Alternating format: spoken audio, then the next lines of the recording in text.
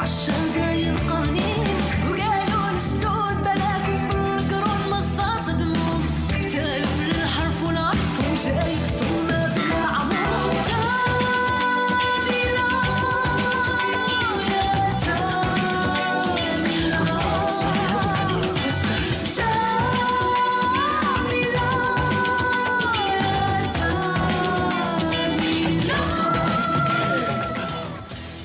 Voilà, Jamila, l'héroïne de tout le monde aujourd'hui, je crois, dans les romans, dans les films, et donc avec vous en musique très rock, hein. Très rock, oui, très rock, très métal. J'ai voulu justement confectionner cet univers obscur pour justement montrer ce que nous sommes en train de combattre aujourd'hui, cet obscurantisme et cette obscurité. Oui. Et nous voulons justement nous détacher de nos chaînes et nous libérer pour justement aller vers une liberté majeure, une démocratie réelle et aussi pour... De quoi parle la chanson concrètement? Dans les paroles, il y a Jamila, Jamila, ne t'inquiète pas, tes enfants ne se tairont pas. Jamila, il y a Jamila, un jour viendra où ils te libéreront.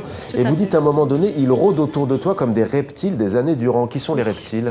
Les reptiles, c'est toutes les forces négatives et noires qui ont voulu mettre à terre l'Algérie depuis des décennies, commençant par les colonisations. Et puis, j'ai cité dans l'introduction, comme vous avez vu, 3 étapes.